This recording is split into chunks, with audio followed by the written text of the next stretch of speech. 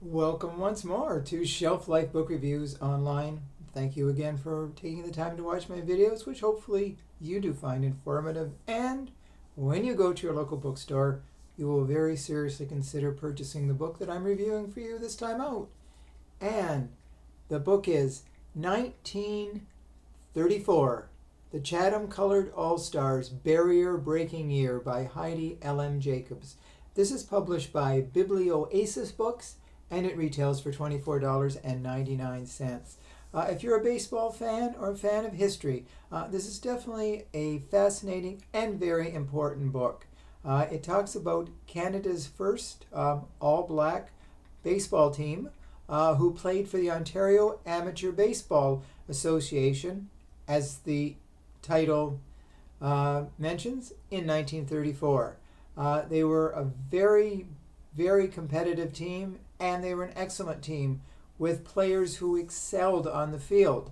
There were many standout players. Ferguson Jenkins Sr. was part of that team, and we all know Fergie Jenkins Jr., who went into the Baseball Hall of Fame. And there were other players as well, such as Flat Chase, Kingsley Terrell, Donald Tabrone, and many others.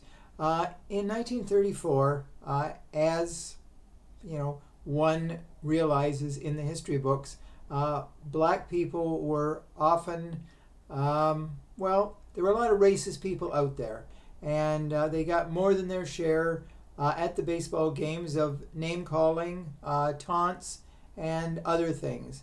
They even, in many of the games, went up against umpires who were also biased because they were blatantly bad calls that went against the Chatham Colored All-Stars, unfortunately.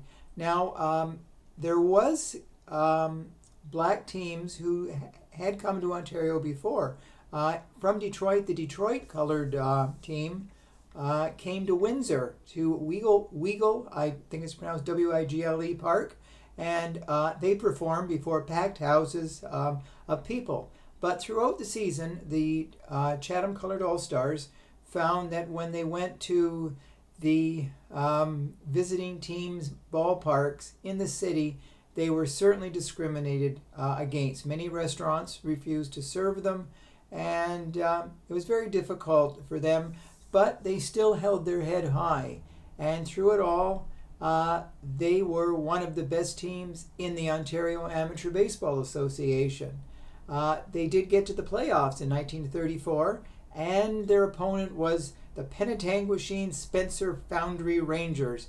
And the games went either in Chatham or in Penetanguishene. Now, when they went to Penetanguishene, when they went to a hotel to check in, the hotel clerk said that the hotel was full and that they could not accommodate them at all. So they called ahead to Midland, which was not that far from Penetanguishene, and they were welcomed with very open arms by the hotel clerk in Midland, who said there's no way the Penetanguishene hotel was full. He said they don't get that many people there. So obviously it was another sign of racial discrimination at that time. But the Chatham Colored All-Stars won it all. They won the championship, and the press actually was on their side. When they were the winning team, they reported in very glowing terms how great the team was. So the team really peaked, you could say, in 1934. The book also talks about later years, the teams in 1935 through 1939, and it just didn't have the same spectacular glory as the 1934 team was one of the best. They had players that really did it all. Great pitching, great fielding, timely hitting, and they were the consummate baseball team in the Ontario League. So if you, like I said, if you're a baseball fan and you like history, this is definitely a very important book. 1934. It was a great year for baseball, and record-breaking team, the Chatham Colored All-Stars. And this was long before Jackie Robinson helped break the color barrier in the baseball leagues too, down in America. So definitely look for this book, because it's one you will not regret reading. So if you do purchase it, please let me know if you do agree with my review. So until we're back again, and it will be very soon, as I always say, stay safe, stay sane, stay in touch, and I will see you at the bookstore. Thank you again. Bye for now.